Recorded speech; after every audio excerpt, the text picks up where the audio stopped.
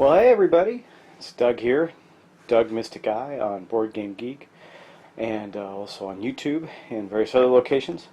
Today we're going to take a look at a new game. I just want to do a quick play, maybe show you a couple of rounds of how to play the game that just was released called Origin. Now, I'm just going to read the little blurb on it so you can see what it's about. It says, in Origin, live the greatest adventure of all time, mankind's expansion. Starting in Africa, the entire world's cradle, explore the entire planet, improve your knowledge, and progress on the evolutionary scale. So, first off, I'm going to say that there's an abstractness to this game, which is okay, but it still fits in thematically. We're going to kind of learn this together. I've read the rules, and I've tested, test played, but I haven't played a full game yet. And I am also suffering from severe allergies, so please bear with me if I'm sounding stuffy. Austin, Texas, if Africa, the heart of Africa was the cradle of civilization, then Austin, Texas is the cradle of cedar fever. I don't think that's what I have. I think with our weather being up and down, I have mold allergies that are killing me. But regardless of that, I am suffering from allergies. Now, one of the things, the first thing I'm going to talk about is components and pieces. This is where this game absolutely shines. Okay, so these are our player pieces. They are thick wooden pieces, very nicely done, painted. Now, the only thing I'll tell you is I had a couple of them stick together, and I don't know if I'm going to find it, but it peeled. The paint had stuck together, like it wasn't completely dry or something when they put them in the box. I don't know. Anyway, I peeled them apart, and it took some of the paint off one. Not critical. Those pieces are nice. Also, the cardboard pieces are equally nice, very thick. Typical, I would say, of a decent quality board game. And then the highlight of the game, from a component standpoint, is this. These are the pawns for the game. Now, these are not in a player color. Now I'll explain that as the rules go by, but you actually evolve as you go up, and the size and height of the different pawns actually make a difference. But these are, let me show you one of the big ones because they're really quite nice. They're let's see if I could get behind here and show you really. Yeah, there you go.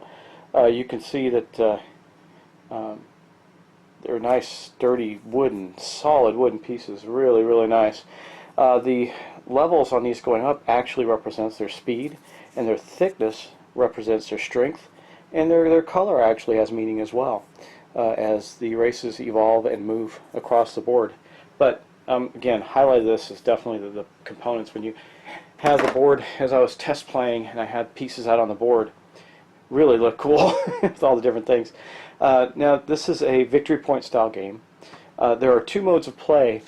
I'm not going to show you the most basic mode today. I'm going to show you the typical game, the normal game, but there is also a junior version that comes in the rules.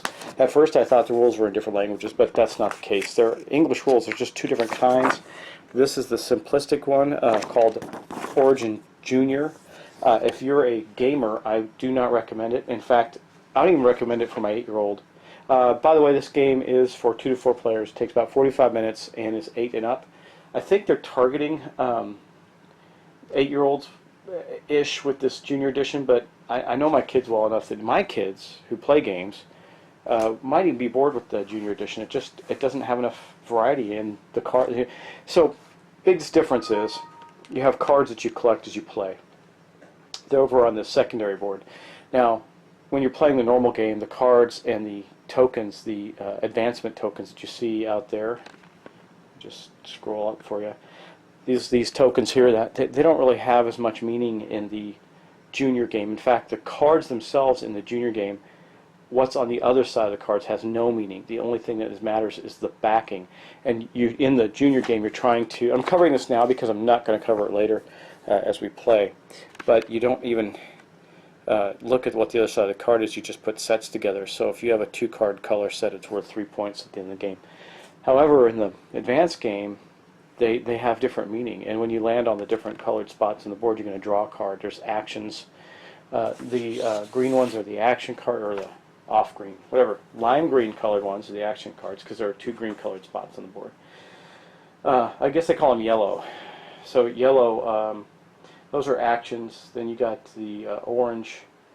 Those are permanent cards, things that enhance your society. and then purple are objective cards, things that allow you to give you goals to go after that score you additional points in the game. They're also straights, so obviously when you consider human evolution, you're trying to thematically build that. You don't want, there used to be land bridges, obviously, that connected the world if you're a believer in the evolution of our planet. And as the continents separated, those land bridges fell apart, and people migrated to different parts of the world. So this kind of represents the world as we know it, sort of, kind of, ish. And these tokens here represent kind of like straits that can be crossed. And when you complete something, you get to pick that tile. That little tile up there is for points. And completing the straights. But anyway, we're going to get right to it. I'm going to talk about the rules. I'm just going to basically go through a few turns, and in that you'll start to see how this game plays out and why these wood tokens, the wood pieces that you have a hole in the middle, and why they're important, and so on and so forth. This is the game setup for a 4-player game. Now, in a 3-player game, you take out a bunch of these, 9 of them. So you're going to take out, I think, I don't remember how many, but it equates to 9 of these medium-sized ones. And I didn't want to show that. I wanted to show you guys what the full game experience was like. So, again, there's some adjustments. So, the junior version simplifies the cards. In the junior version, again, this board here, you actually flip it over, and there's a simplistic version of the board on the other side for the junior game. But we're playing the regular game. It's not an advanced game. This is how the game is meant to be played. So we're going to do that. And then also, if you have less than 4 players, you're going to be removing some of the wooden pieces from the game. Because keep in mind that these pieces are not representative of your player. The colored discs are. So these represent the evolution of your society. So let's get right to it. I'm going to start by showing you how the board works, and I'm just going to go through a game turn. Seems like the easiest solution, because this really isn't that deep of a game in regards to rule set. I mean, heck, the rules guys are just, it's a 2-sheeter, double-sided 2-sheeter. That's it. And frankly, that's all it needs. You know what I love about games like that? I love elegant rules, and this appears to have elegant rules. Again, we're learning this kind of together. I did do a test run, so I knew what I was doing. And I can demonstrate to you guys, as this is a brand new game. But I don't think it's that heavy of a game in rule set wise, but I can see the depth of strategy if you have some sophisticated gamers sitting around the table playing. So let's just get to it. We're going to get right into it and start with the player turn. I'm just going to go in order from the group that I have, so pink, yellow, green, and blue here. And I don't know how many turns I'll do. I'll do enough turns that I feel I've covered every aspect of the game. Okay, so let's just get started. I'm going to start with the pink player's turn, and I'm going to show you how that works. Okay, so on your turn, what you're going to take basically one of 3 mandatory actions. Okay, and in doing that, you're going to basically take these steps. I'm going to show you what they are very briefly, and we're going to then go and do the first turn for the pink player and show you what that looks like. You're going to do one of 3 things. You're going to evolve, migrate, or swap territories. Now, evolution means that you're going to place down a new pawn onto the board. Now, and it has to be adjacent to a pawn that's already placed. So at the beginning of the game, we only have the 1 pawn. Now, what's cool about this is that, again, these wooden pawns' size and shape actually make a big difference. So if I am going to place there, I have to do one of a couple of things. And let's show you what that looks like as well. So if I'm taking the rule book here and I show you an example, this first one here of evolution shows, you know what, this is probably the best thing to show you right here. The following configurations are possible. You can place one that's completely identical. Okay, and there are ones that are completely identical in size and shape. They're mid-tier ones, and that means same height, same strength, same color. Height represents speed. Strength represents thickness. Different color. It can be the same height, same strength, and different color. Now, you know what's cool about that is when you're playing with your children and you want to explain to them something about racism and how all people are the same, and basically their migration to different locations in the world is what matters. This is a good way to do it because it shows you, well, they evolved and moved here, and in doing so they started to change their skin tone, and their color started to change. Pretty interesting mechanic. Anyway, just some. Don't want to get on a soapbox, but just wanted to point that out. So we have some examples here that are incorrect. For instance, this first one is difference in strength. It's greater than 1. So it goes from a size 1 to a size 2, which you can't do in strength because it's a different. It's also, this one's taller, but this one, anyway, you get the point. Then you got another incorrect one. The height is inferior. In other words, it's not tall enough, and there's too many differences. You can't ever go backwards in your evolution. Here's one that's correct, though. For example, the only thing that's different is the color. So same thickness, same strength, same height, different color. That's okay. And here's another correct example. Colors, only the height is different. So they're same color, same thickness, different height. It went up 1 in height. And remember, that's going to represent movement. So the second thing you can do is migrate, and that's move a pawn from one location to another, one territory to another, based on its height. So the shortest pawns, like the one we have out there now, would move 1. There's a second level one that moves 2, and a slightly taller one that moves 3. And then the last action you can take, and you have to take one of the 3 actions. Okay. Now the only way you can take additional actions is through card play, and I'll show what that looks like. But the swap thing is kind of like I guess it's this game's version of combat, interracial exchange. I don't know what you call it, but it's based on strength. So if you have a stronger pawn than the one you're moving to, you get to swap places with them. In other words, you move their village and their pawn, and you replace them in that territory. Now, why is that important? Well, as you're trying to spread, remember you don't have to place next to your pawns, but you do have to place next to pawns, and you might be trying to complete a strait, which are these tokens on the board that represent the straits between the land bridges between the world, or you might be wanting to get to a location that you can't currently reach. And you can move through each other, that's fine too. And card play is important, so you might be trying to get a specific card more than anything else. So basically, I'm going to run down through the first turn. So if we're looking at pink, and he says, what do I want to do? So obviously the first turn, the only thing we can really do is place a pawn, right? So we're going to place a pawn. Now, I could do same size, different color. But let's make this one a little faster so we can start to move. We're going to make it same color, same thickness, different height. That's going to be our first one. And I want to get a action card. So to do that, in my first placement, I'm going to place my pawn right there. And that says to me that I get to do a couple of things. Now let me go explain this board over here. I think this is the right time to do this. We got a couple things that happen over here. Let's pull back there. Okay, so you see there is cards and there are little tiles beneath them. Now, the cards are self-explanatory, and there's a thing on the far left-hand side. I don't know how clearly you can see it, but it shows the type of action you can take. You can take a card and one of the tiles beneath it, or you can take 3 cards and keep the one that you want in the card draw. And in addition, you can also take tiles from this side of the board, the far right side. You can take a couple of tiles or one in a card. Anyway, what you're trying to do with these is create a configuration, and I'll show you the example in the book because that'll help you understand. Let me back up here, right here. So you're trying to create this configuration. So you always have to start with a 1. Now, once you have your first one, it gives you an option. And these are advancement cards. So if you can see, the first one's fire. Second one looks like a table or something like that, or Stonehenge, I don't know which, but anyway, some archaic build. But you see you can start to go up, and these are, again, this is very, what's the word, I don't know, the word I'm looking for is it doesn't really mean anything, it's just numbers, but, so it's kind of abstract, but that's the word I was looking for, abstract. Anyway, you can then go across with 1s or up with 2, 3, 4, but your first one needs to be a 1. Right? So if I'm going to take an action card, then which is what I would do next because I placed my pawn. So I'm going to take a card. Now I placed on a green space. Now you know what might have been wiser? Let's take a look at that again. I'm going to change that.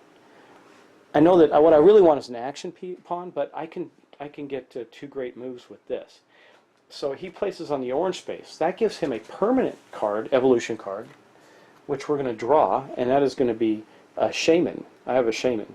Now, when evolving, you can place a tribal pawn with only one characteristic similar to a neighbor. Now, this also has a difference. I have to have a strength 4 token in play before I can actually utilize this. So we're going to put that down, but then also we get to say, look, I'm going to take this 1 token and I'm going to place it on my player area like so I can start to build out my space, right?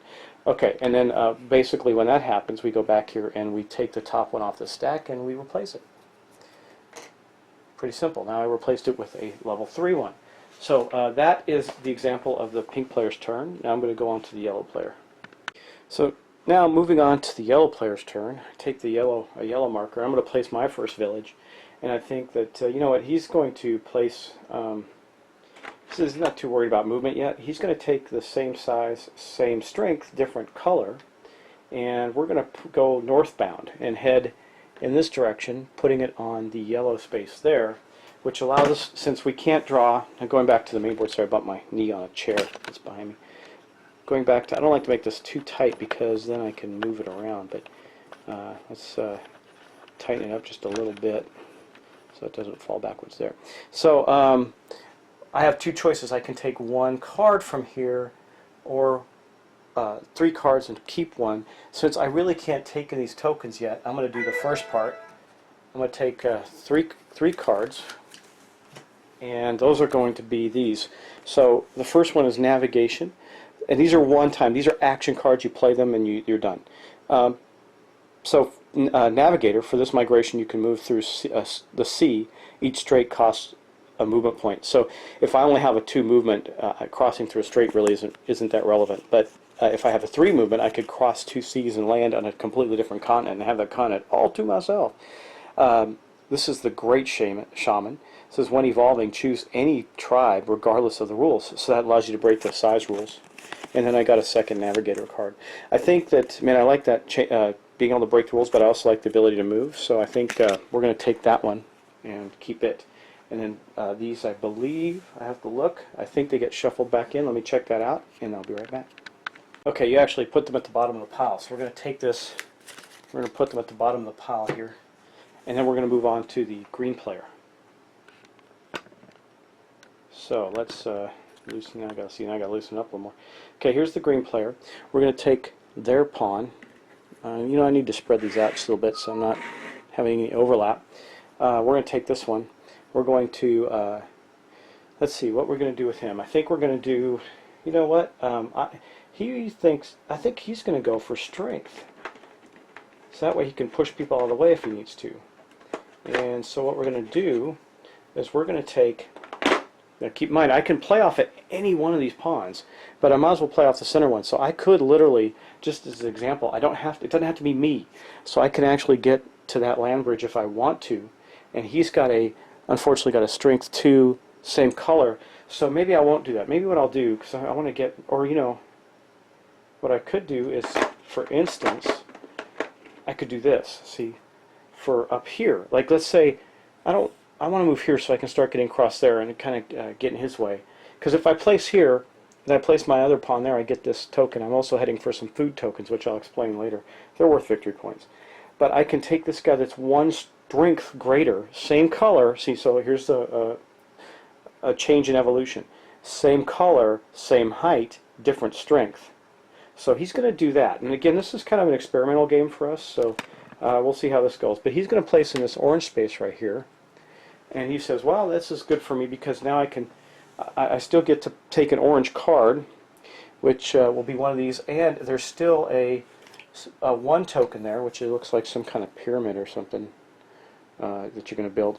And I'm going to place that here and look at the card that I got. So, wow, so I got this permanent evolution. Again, I need 4 spears or 4 upgrades to my tribe to do that, but it's going to give me +2 movement. It's the carriage. So I'm going to put that in my hand, and then this one goes into play there. And now I have a piece out there that's kind of setting myself up to either knock another player out of an area and gain some points. Now, the risk there is that someone else could place in the purple one. Now, they're not going to get that land bridge token, that bonus token, unless they knock me out. And they won't be able to do that this turn. So, that's going to be the green player's turn. Now we're going to move on to the blue player. So if I'm the blue player, I'm going to take one of my tokens and I'm looking around going, what do I want to do? Well, I do like setting up for these land bridges. They're kind of neat. So what I'm going to do, and I want to be able to move quite a bit as well and kind of set myself in a place for moving. So I think what they're going to do is they're going to take, see this one here, right? Let me go back to the board here for you. This one here, same height, same strength, different color, and we're going to place it. Now I don't know what these permanent cards do, so I'm taking a chance. I'm going to place my first village right there, allowing me to move down into this region, which I don't know how effective that is. You know what, it's probably better, let's do this instead. It's probably better to place right there, because I'm going to get extra movements to come over here. Of course, then other players are going to get a chance to get there first, so I don't know how effective that's going to be. Maybe people won't want to do that, so go down here. So I am going to place there with my 2 movement guy, and then I'm going to draw. First I'm going to do a 1 and 1 over here on the board, so let's go over here. So I took this tile from here. You see it's like a table, represents 1, and I'm going to put it in play of my area. I'm going to draw one of these cards. I need to put out new tiles as I go. There's always going to be a tile out there until we run out. And then I'm going to take this and I'm going to say I got this permanent thing. It says 2 tribal pawns on green territories. And this is the deep green ones. So these are food sources. So now I know that I'm going to get a bonus of 3 victory points at the end of the game if I have that at the end of the game. So that basically is going to complete an entire round. It gives you a decent idea. Now I got to show you some other things. So we're going to play another round. And I'm going to stop that at another round, and then we'll take it from there. But let's continue move on. We're going to do one more round, and then we'll stop. And I may do a continuing video on this and just play through the game for you. Okay, so we're back to Pink. Now Pink is looking around the board, saying lots and lots of options. So it starts to become very strategic here. And he says, well, I can move my guy, kind of make the race for some other area, or I can, again, migrate and place one down. I think in the early part of the game it seems like it would make some sense to continue to place guys down. No. We'll see. Anyway, I think what we're going to do here is I'm going to take this one here. Now, if I look at the board and I look at this one, look here. I'm going to play off of that one there. It's the same width, different height. Same strength, different height, giving it some movement advantages, which means that he can't attack me here because I'm stronger and move me around, and that gives me an advantage. So I'm going to do that. So basically the one change I made was I increased his height, thus increasing his movement to 2. So that's a pretty strong piece. That is a strength to movement to piece. Pretty nice. And then from there I get to draw an orange card, and since I already have a 1 token there, I'm going to take, let me go back to the board over here. I'm going to take this 2 token. Now I'm starting to get somewhere, huh? Which is drums, as you can see. I'm going to place that right here, so I'm starting to build my tableau, or whatever you want to call it, out there in order. I'm advancing in my civilization. I now have drums and flint or stone weapons. And then I also get to draw another orange card. Man, you know what? I don't know if these are all that. I guess they all are. Okay. Yeah, they all are at least strength 3 before you get to play them, so I'm just going to draw it. I thought maybe I didn't shuffle them well enough. Anyway, this is another caravan card, so if I have 4, I can put this into play and gives me an extra 2 movement for all of my pieces. Pretty nice. So he's got 2 permanent cards, but he can't put them into play yet until he continues to grow out his tribe.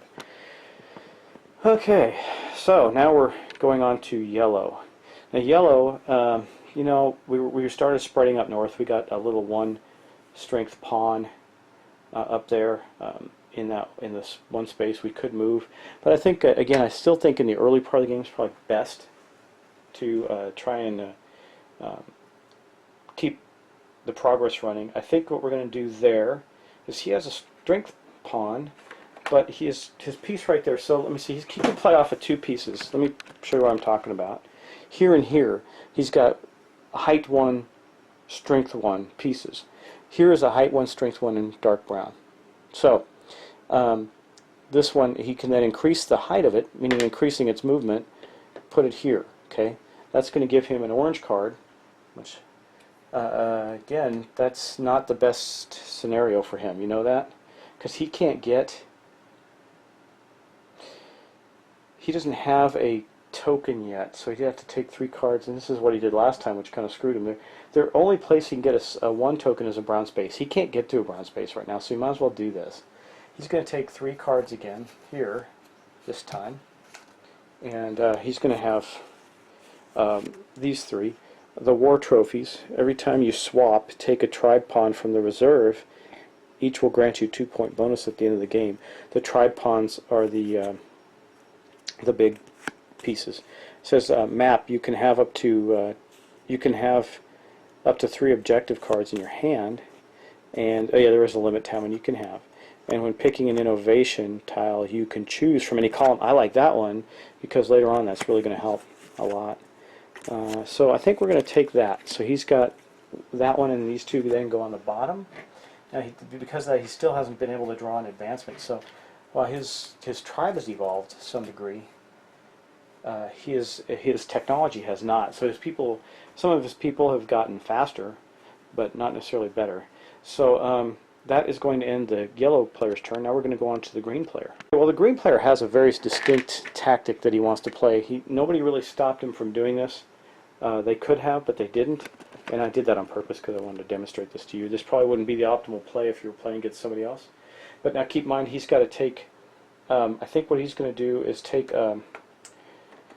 same strength, same height, different color, right here. And if you look at the spot here where he's at, you zoom in, right there, he's going to go here. Now that's a purple spot, so it's going to give him a permanent upgrade objective. But he completed a land bridge because he's the same player. He's got 2 villages on each side. So that's going to give him at the end of the game a 4-point bonus. Pretty sweet. And that's because he actually completed crossing the land bridge into another continent there.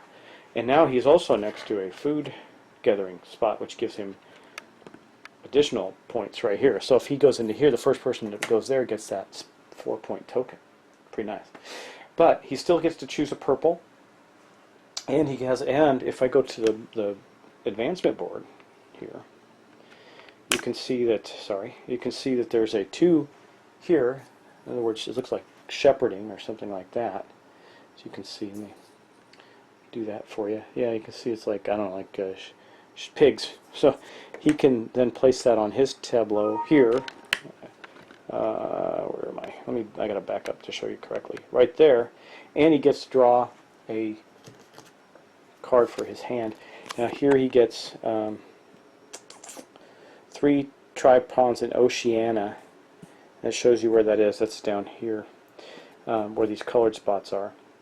And it's going to give him 5 points at the end of the game. So it's going to be him right there. That was his turn. Now we're going to go to blue. Now blue did the same thing basically. They have a movement 2 pawn, but he's going to place another pawn out right here into that orange space, which will then give him a land bridge there. Let's see, yeah, he can still do something up there too. So he wants to complete a land bridge. He's going to take, this is getting interesting because he starts to run out of pawn types to play. He needs one that's just slightly different. So he's going to take this. Now look at here. Same height, or is that not the, yeah, same height, different, same color, different strength. That's really his only options. Well, no, he could do the same. Let's do that. And the reason why I want to do that is because this will give him some movement options down here. Once you've taken a space, keeping it doesn't necessarily help you. So he took same height, same strength, different color, but he also placed his village down there. He gets to take this land bridge token for his own, and then we're going to go to over here at the table. He gets to take a purple permanent card, which he already has one, and he also gets to Oh no, sorry, orange card, which he doesn't have any of. But he does get to take this other advancement, which looks like grain, wheat harvesting, and he gets to put that there. And then he goes, pow! I get treasure. Now again, he's got to have 3, so he's almost there. We can play this card. Each card still in your hand at the end of the game will grant you 1 additional point. That's pretty good. So he can hold on to that. And of course, you want to play some because you want to get. You only have so many. I got to check that, but you only have so many spots in your hand. We're going to take another tile. It's another 1, which is good because yellow needs to get a 1. And that basically that's another round of play. But I want to show you something. Look how cool that looks. That's an awesome board. All bright colors, all these different colored pieces and different size pieces coming out. It's pretty neat. Anyway, that is 2 turns, 2 full turns of Origin. And I think what we'll do is, if I get enough requests, I'll continue to play this. Otherwise, I'll move on to something else. But I do like this game. It's pretty interesting. I can show you a couple more turns. And basically, you've seen the only mechanics you really haven't seen is playing some of the cards. We haven't played any cards. And getting these food tokens from the green spaces and completing some objectives. But that's more of an end game type scenario. So, yeah, that's going to be it for now. I think what we'll do is stop here. And personally, I think this game is beautiful. It's really well produced. As far as a review on gameplay, I'm not really sure yet because I haven't been able to play a full game of it with people, which I'm probably going to get to do this weekend. I'm going to take it with me. I might even play it with my family. We have game night on Friday night, wife and kids. I might try this there, even though they're really intrigued by wanting to play. They love The Walking Dead, even though I don't let them watch most of it. But they want to play the Walking Dead Best Defense game too. So I don't know which one we're going to do, but this one sure is cool. From a visual perspective. Anyway, as you can see, the mechanics are pretty clean and elegant. The pawn mechanic is different. I love it. I think it's very, very cool. And you do get a sense that you're evolving and migrating throughout the ancient world and advancing, even though a lot of the things you do seem rather they're thematic, but they could be applied to many different game types, I guess. Anyway, it feels thematic enough where you actually feel like you're doing this, I think. That you're evolving and spreading across the ancient world. And that's cool. I do like a lot of mechanics. Very elegant, clean mechanics. Nothing left to chance, so no dice rolls. The only thing that has any risk in it is what tiles come out on the board and what your cards do. But there's no risk. You play those when you can. They do give you distinct advantages. So once I do get this to the table, I'll probably come back and do a quick review of it. But that is Origin, who is it's made by Matagot, I believe. Who I love their games. I actually have a whole bunch of them. I'm trying to see who makes it. I believe, pretty sure it's Matagot, right? Yeah, Matagot, and I do love their games. I have several others that they produce. And they always have really stellar components in them. This is no exception. So anyway, I'm going to end it here. Thanks for watching, and I hope you enjoyed this little preview play of Origin.